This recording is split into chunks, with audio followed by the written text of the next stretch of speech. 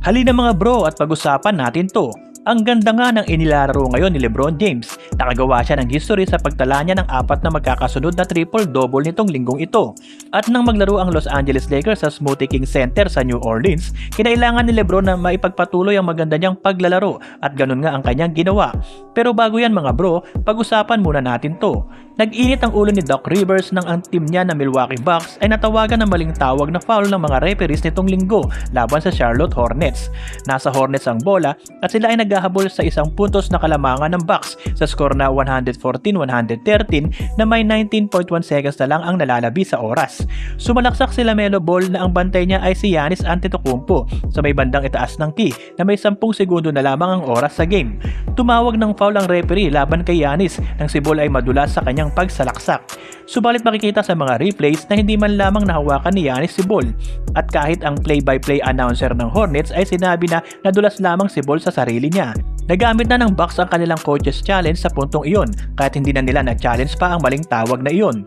Tumira ng free throw si Ball at naipasok niya ang dalawa na nagbigay sa kanila ng kalamangan at panalo sa score na 115-114. Nagalit si Rivers sa maling tawag na iyon ng mga referees sa game at hanggang sa post-game press conference ay nadala pa rin niya ang pagkainis sa nangyaring iyon. Ayon kay Rivers, mali raw ang tawag ng mga referees dahil nadulas lang daw si LaMelo Ball at wala raw dumikit sa kanya. Nadulas lang daw ito ng kusa. Nakuha raw nila ang bola at tapos na raw sana ang laban na iyon na sila ang nanalo. Wala raw talagang foul doon. Kapag pinanood daw ang video, ang referee raw na tumawag ng foul ay natatakpan ng isa nilang player. Hindi mo raw talaga masasabi kung ano ang mangyayari sa huli. Pinuna rin ni Rivers ang isang free throw lang na nakuha ni Giannis sa buong game. Ang Hornets kasi ay nagkaroon ng 21 na tira sa free throws kumpara sa 11 free throws lamang ng Bucks. Ang crew chief na si Curtis Blair ay umamin sa full report na sadyang nagkamali raw ng tawag ang mga referees. Sinabi nila na walang illegal contact na mula kay Giannis sa play na iyon. Subalit ang pag-amin nilang iyon ay hindi na mababago pa ang naging mapait na resulta para kay Rivers at sa Milwaukee Bucks. At ang maling tawag na iyon ay nagdala sa Bucks sa kanilang 4 na panalo at 9 na talo na ang bangungot nga nila ay nagpapatuloy pa rin hanggang sa ngayon. At para naman kay LeBron James, pumasok ang Lakers sa 4th quarter sa naging laban nila sa New Orleans Pelicans na may kaunting kalamangan lamang. At nang ang game ay malapit nang matapos na dikit pa rin ang labanan, ibinalik ni LeBron ang oras at siya na ang nag-take over sa game. Naibuslo ni LeBron ang dalawang magkasunod na tira niya sa 3 na may 40 seconds na lang ang nalalabi sa oras at nabigyan niya ang Lakers ng 4 na puntos na kalamangan. At pagkatapos na ma-shoot niya ang kanyang tira sa 3, ibinalik niya ang kanyang iconic na selebrasyon.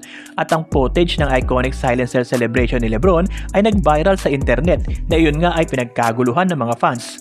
Ang clip na iyon ay nakahakot agad ng 3,000 likes at halos 100 na comments. Matagal na ngang hinihintay ng mga fans na ibalik ni LeBron ang kanyang iconic na selebrasyon. At ngayon nga ay nakakita na siya ng tamang pagkakataon na ibalik iyon. Nagtapos ang game sa score na 104-99 na ang Lakers nga ang nakakuha ng panalo. Si LeBron ay nagtapos sa game na may 21 points, 7 rebounds at 5 assists. Nagwakas man ang triple-double streak niya pero maganda pa rin ang kanyang naging paglalaro na siya ay umiscore ng 11 points sa bandang dulo ng game. Sa pagkapanalo ng Lakers sa Pelicans, sila ngayon ay pang-4 na sa Western Conference na may record na 9 na panalo at 4 na talo.